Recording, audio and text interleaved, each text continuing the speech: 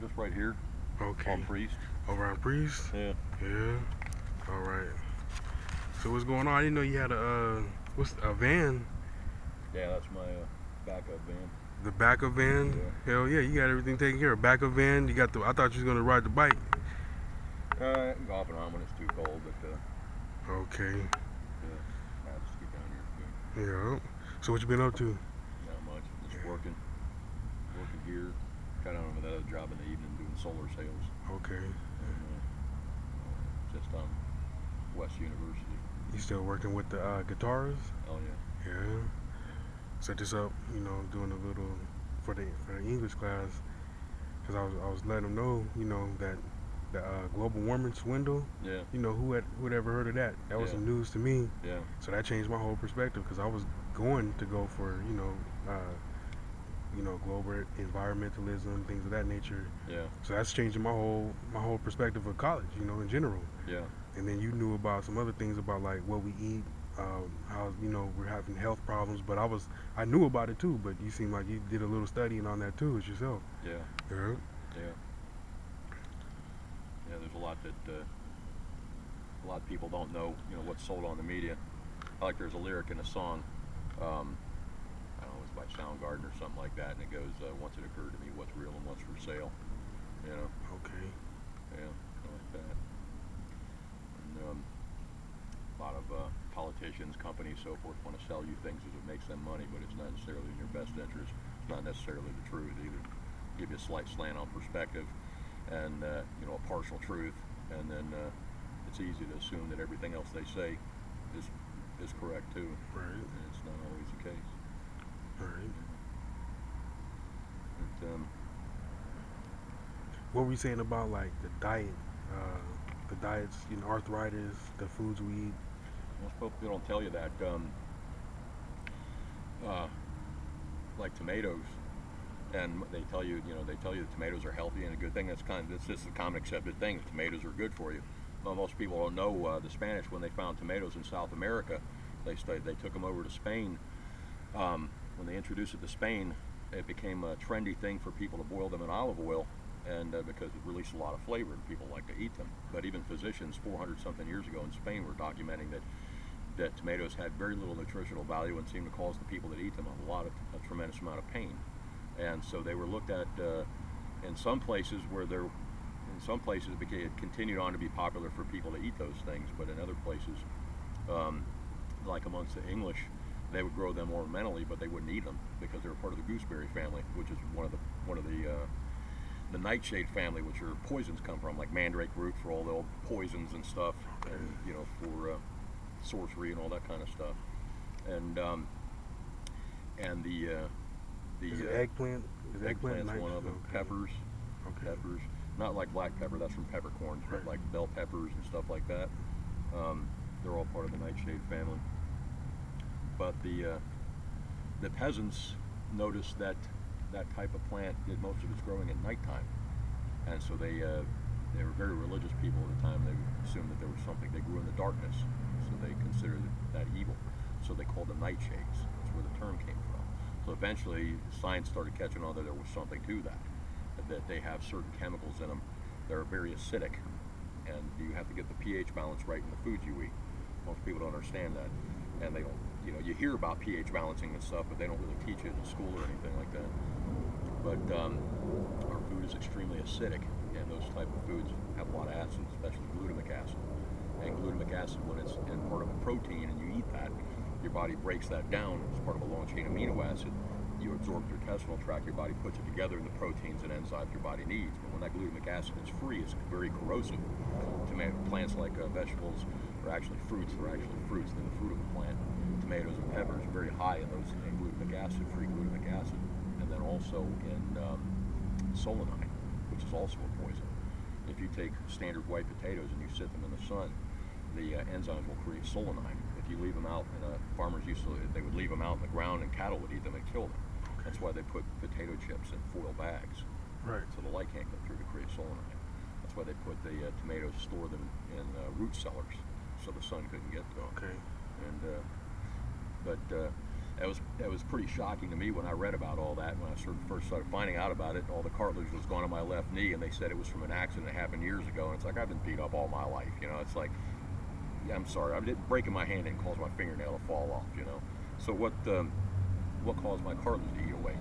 A buddy of mine gave me a book, the Arthritis Cookbook. He gave me a bunch of books in house cleaning, and I kept this one around just, you know, it was the Arthritis Cookbook. It was a diet book, and I figured it was just another bad diet book. I kept it around for the heck of it. But when I got home after that doctor's appointment, I decided to read it out of necessity. And once I read it, the doctor went through everything he was talking about was exactly what I was going through. And he said he was in pain. He was 35 years old. He could barely walk. They prescribed him a wheelchair for the rest of his life. And he's like, there's something wrong here. He saw 9 of the top specialists in the country, and they all told him it's a disease you have to live with. And he said, you know, I'm a doctor, and I can't pronounce half the words on the back of the labels of the foods I'm eating. I'm eating all the, you know, the brand name foods, Kellogg's, Post, and stuff like this, and it's got to be something I'm eating. He was from China at the time before all the processed foods showed up. It was just rice and vegetables, you know, and meat, and everything was fine. But even then, he had family members that were allergic to certain foods. He had an uncle that was allergic to rice. So he said there's got to be certain allergies to foods I'm eating here. So he cut out all processed foods. He recognized that MSG was one of the things that caused him a lot of pain. He cut out all fruits initially to cut out the fruits that were acidic. He went to just fresh vegetables and rice, because he knew the rice wasn't doctored up in any way. It was just a grain. And then seafood, because he was in the Bay Area, so he could get it right off the dock, so he knew there was no hormones or anything added to it. And within 2 weeks, all his pain was gone. Within another month, he was back to playing golf again. And so he started prescribing that diet to his patients, and 80 to 90% of the time, his patients' arthritis was caused by the food they were eating. Right. And it's not a disease you have to live with. And he had some remarkable stories. He had this one lady who was 60 years old. She was bedridden in a wheelchair, couldn't even lift the cup up to her mouth because her shoulders hurt too bad. And once he put her on the diet and cleaned up her diet, she within a year, I think he said was like within 6 months, she went back to work, got herself a job because she could. Okay. And then she got married, and she was dancing her own wedding at 60 years old. And it gave her whole life back once she realized that the foods she was eating that she thought were good for her were actually bad for her. Right. And do you think that some of the foods might have to do with some of like ADD and autism, things of that nature? MSG, I'm usually a pretty calm person, but sometimes I could do artwork that people think are photographs. Extremely patient stuff. I can draw with a 0.5 millimeter pencil at a picture this big, and people think it's a photograph. I never could understand why there would be times when I could simply bump into a door and go off and just punch the hell out of the door, just get violently mad. And I went to welding school, and I'd stop off at the Burger King, and I would get a couple of cheeseburgers if I was on the run, you know. And I was worried about the fats and salts and stuff like this. I get to the welding school, and typically TIG welding, you have to be really patient. You're getting an electrode, you know, a quarter inch off the metal and playing with the foot pedal, and you've got to be really patient to get that little puddle of metal going and just draw it on and add more aluminum to it. And I figured I should have no problem doing that. But I'd start welding, and either two things would happen. All of a sudden, I'd start getting tired. I want to go pass out for an hour or so, or I'd get violently mad and just take a vice grip, just pound it on the table, and just in a rage, you know. And but once I realized what MSG did, when I cut MSG out of my diet, any processed food, and then went to eat stuff that I knew had MSG in it, like my head would start bobbing. I'd just start getting short-tempered. I could feel it overcome me, almost like an evil spirit or something. It was weird. And once I cut that out of my diet, I quit having mood swings. I quit getting mad, and my patience came back, and my thought processing came back. I wouldn't get frustrated. I could just think through and reason through things. And they started dumping that MSG in all these fast foods, and especially like yellow cheese. They put that stuff. They call it. It's from a plant called annatto that creates that color in yellow cheese, but it also has MSG in it because it makes you it stimulates the savory receptors on your tongue to make you think what you're eating tastes better. Some doctors say you can make dirt taste good with this stuff.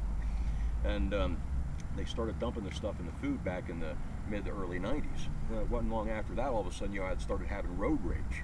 You know, people stopping by getting a cheeseburger, and then 20 minutes down the road, they're getting pissed about something. Somebody moved over in front of them, and they're getting bent about it. And So I cut that stuff out of my diet, and I feel a heck of a lot better about it. And there's also reports about it when they take that out of, for autistic children, when they remove MSG from the diet, they're able to communicate.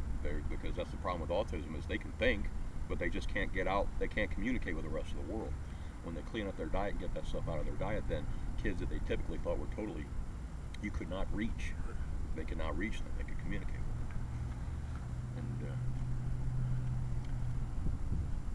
them. The thing is, you have to. A lot of that, if it wasn't for that one particular book and the circumstances I ran into, how long would it have been before I found out about that? If I would have found out about that, versus what's for sale on the media. So you don't eat potatoes anymore, tomatoes? I don't eat tomatoes. Last time I ate 2 slices of pizza, my left knee swelled up for a week. Is that right? Yeah, and it just hurts. And potatoes, I can handle potatoes every now and then. I can handle some mashed potatoes at Thanksgiving dinner and so forth. That doesn't really cause me a problem. But if I eat potatoes like every day or something, like potato chips one day, French fries the next day, and then mashed potatoes or a baked potato, and then that'll start catching up with me. Okay. So what do you think about the global warming and scare about that are trying to scare you? Right, as of right now, I don't hear too much about it, but because they got busted. Yeah. Okay. Yeah. They somebody hijacked their email and found out that they all knew what was going on. When you watch a movie like that, the global warming swindle, and you see the intentions of people like Al Gore. To a lot of people, they think he really cares. But when you actually look at the facts, he's only giving you a partial truth. He's just a politician trying to sell himself. And what do you think, though? What do you think, about? You don't think there's any global warming, or what do you think about pollution and things of that nature? I grew up back in the 70s, 60s and 70s, and at school we would practice, at the time, there were times when we would practice duck and cover because we were afraid of a nuclear war between the United States and the Soviet Union. Right. We'd have to get under our desks. We actually practiced that when we were kids. And then they started saying, at the same time, they were saying that the Earth was getting colder, and that they were saying the temperature of the Earth had dropped significantly over the past 30 years. And we went from a drought in the 30s and the 1930s, and then all of a sudden the winters, everything kept getting colder and colder and colder. And they were starting to say that they were trying to understand why that was happening, and they started saying they thought it was because the pollution was causing. The pollution was reflecting the sun's rays away, so therefore not enough sun was getting in, it wasn't heating the Earth up. So they said that they were afraid if there was a nuclear war, all the pollutants in the air would reflect all the sun's rays away, and we'd have a nuclear ice age. And that was a term back then, nuclear winter, nuclear ice age. And but at that time, they were blaming the Earth's cooling on the pollution. And but today they were trying to, in that program, in the 90s and all global warming, they're trying to blame the Earth's warming on the pollution. So it's obvious that there's something else that's taking place there. But it's basically when they research ice core samples, they can see the isotopes. They can read the isotopes that created by the sun's rays and the ice. And when they go back to check the periods in history where the Earth was warm, where the Earth was cold, and so forth, you can see the sun's effect on it, because it's the sun that warms us up. We don't warm it up. The sun warms the Earth up. And throughout history, there's been periods of global warming and global cooling. During at the time, in the late 1700s, people were telling Jefferson everything was warming up, and people were saying that the Earth was warming up. They were going through a warming trend, and Thomas Jefferson said, he was telling people that scientifically there's something wrong there. The sun is constant, and he didn't believe that. Well, by the 1920s or the 1820s, that is, there was it was called the Little Ice Age. It was one of the coldest periods in the history of the Northern Hemisphere. In Boston, the middle of June in, 1826 or 1826 or 1828, somewhere around there, they were getting snow in the middle of summer in June, 6 inches of snowfall. And over in Northern Europe and Germany and so forth, and France, they had lakes that were freezing over in the middle of summer, rivers that were freezing over in the middle of summer. And so there was a massive cooling trend. And then, but later on, a few decades later, in the 1880s, that was the worst recorded drought in the history of North America. and so everything had warmed up, and there was virtually no industry to speak of at the time when that was happening. I mean, not on a worldwide scale.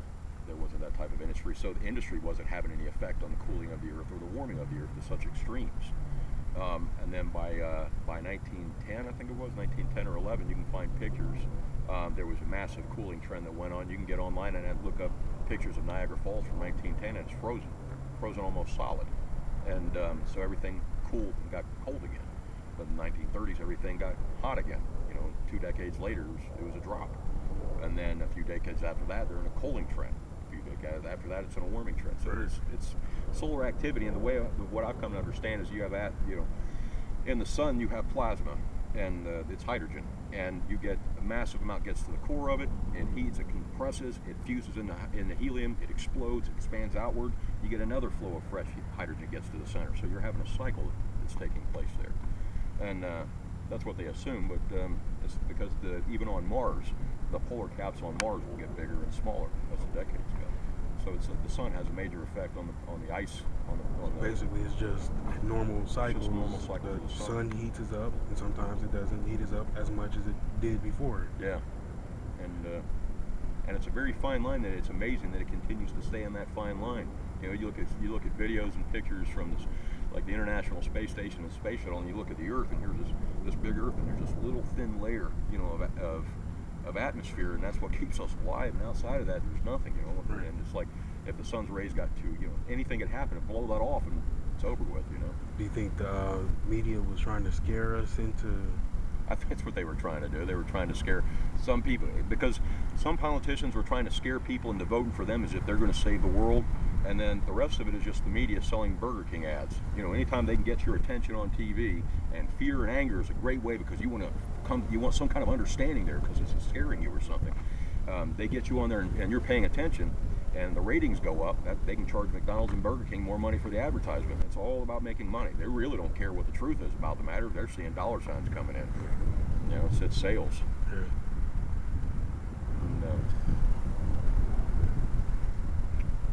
And, but Yeah. it's a lot to do with getting a right perspective on things, getting two sides of the story. Getting both sides. Yeah. Both sides of the story, what's in the middle, and just weighing out the evidences and coming to a proper conclusion without getting overly passionate for one side of an argument. Right. Sometimes arguments are just a useless waste of time.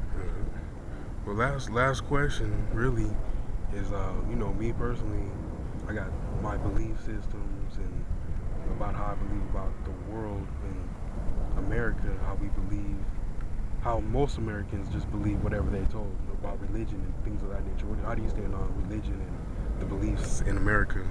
Look, you got to look back at history and weigh the historical evidence is out.